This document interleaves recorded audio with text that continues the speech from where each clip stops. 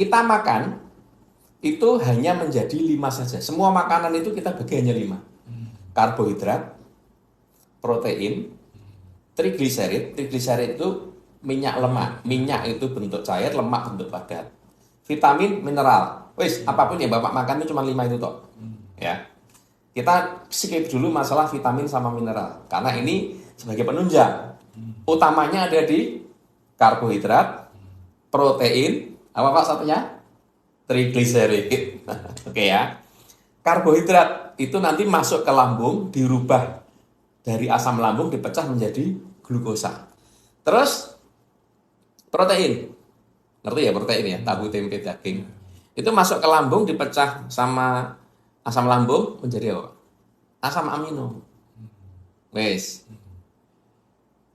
Trigliserid, minyak lemak masuk ke lambung tidak bisa dipecah asam lambung.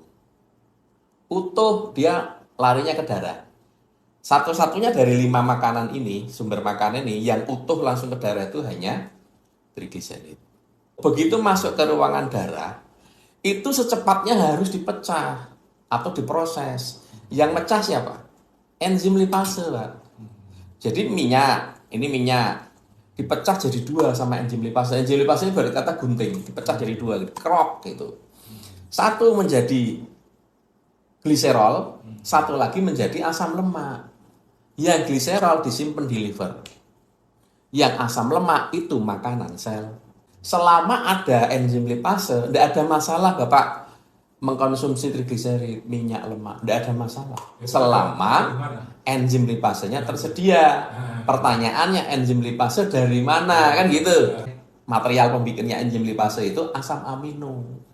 Dari daging tadi ya. Asam amino dari mana, Pak? Dari protein, tahu, tempe, daging ya. Nah, masalahnya Bapak itu ada gangguan lambung. Masalah gangguan lambung itu Bapak bergejala tidak bergejala itu masalah lain. Karena gangguan lambung yang bergejala itu cuma 20%. Sisanya gangguan lambung tidak bergejala, tidak sakit, tidak nyeri. Karena gangguan lambung itu definisinya adalah lambung gagal mengolah makanan menjadi nutrisi. Gagal. Kenapa kok gagal? Karena kecenderungannya cairan lambung atau yang dinamakan asam lambung tadi sudah tidak asam lagi. Cairan lambung itu pH-nya 1 sampai 2. Asam banget ya. Asam kuat. Banget. HCl, Pak. Iya. HCl. Nah, jadi makanan masuk ke lambung ketemu HCl 1 sampai 2 pH hancur, Pak. Nah, masalahnya lambung Bapak itu sudah tidak asam kuat. Bisa pH-nya 4, bisa pH-nya 5. Atau kalau Bapak sengaja masuk penetral asam lambung bisa pH-nya 6. Maka ketika enzim lipasenya tidak ada, kok tidak ada? Karena Bapak gagal mengolah protein. Asam lambungnya netral, Bapak makan tahu, tempe, ikan, ayam, daging. Nggak mampu, itu kebuang. Yang naik ke darah itu paling 25%. Sedikit saja yang naik ke darah, sisanya kebuang ke feses. Jadi Bapak makan itu dalam tanda kutip kayak sia-sia. Perutnya kenyang, tapi selnya kelaparan. Ya. Nah, salah satunya protein tadi, kalau minim, enzim lipasenya kan tidak banyak. Ketika enzim lipase tidak banyak, Bapak trigliseridnya ugal-ugalan. Wah, banjir Pak, trigliserid. Ketika tidak bisa dipecah, kalau dipecah kan jadi asam lemak, itu makanan, sel. Tapi ketika nggak bisa dipecah, Pak, singkat kata jadi plak. Darah itu ngalir membawa makanan, tapi ya katutan plak. Plak tadi menyumbat pembuluh darah, jadinya hipertensi.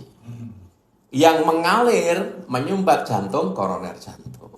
Yang mengalir menyumbat otak, stroke. Yang mengalir menyumbat pembuluh darah tangan, kaki, menyebabkan geringingan, kesemutan, baal panas. Itu neuropati, itu temannya diabetes. Neuropati, kerusakan saraf.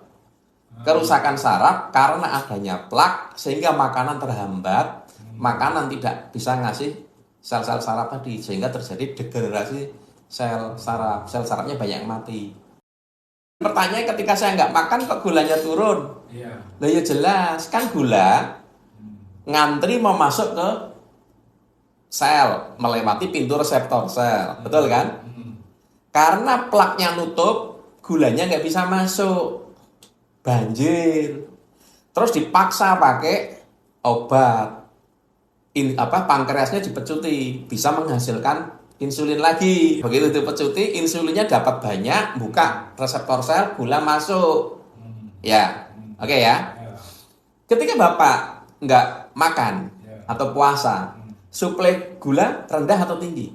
Rendah. Rendah. Mulanya kalau rendah, berarti gula di dalam darah juga rendah.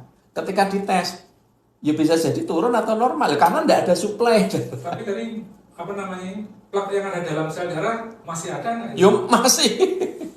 Nah, itu. Rendahnya gula nggak ada hubungannya dengan plak. Selama ini Bapak main-main di gula saja, nggak makan gula rendah, dikasih insulin dari obat, gulanya rendah, ya toh? Lagi. Tapi plaknya utuh. Jadi yang dimain-mainkan ini, ya misalnya kalau gula olahraga itu masih bisa Pak bakar plak, tapi sedikit. Kalau sudah terlalu crowded, ya nggak signifikan juga. Harus ada upaya-upaya lain untuk membongkar plak tadi.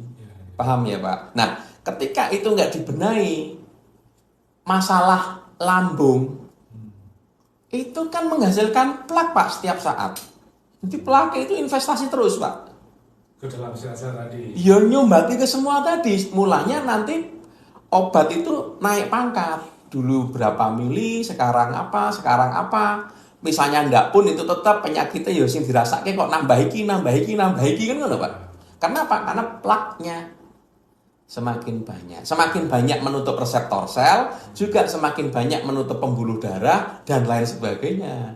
Terus bisa nggak ya analisa lab terkait sel darah tadi menunjukkan oh plakmu itu sudah sekian persen ya. Terus saya minum apakah nutrisi dari Pak itu ya. Saya cek lagi itu udah plaknya udah gak ada katakanlah. Itu bisa nggak dimonitor seperti itu? Bisa, dalam arti cek lab secara umum, trigliserid, kolesterol, dan lain sebagainya, fungsi ginjal, ureum, kreatinin, fungsi hati, SGPT, SGOT. Kalau itu baik, ya otomatis plaknya semakin sedikit. Tapi kalau mau lebih jelas, misalnya ke organ tertentu, misal jantung, mau tahu plak penyumbatannya masih ada apa enggak kalau sakit jantung, ya di CT scan, ya di kateter, itu ketahuan banget.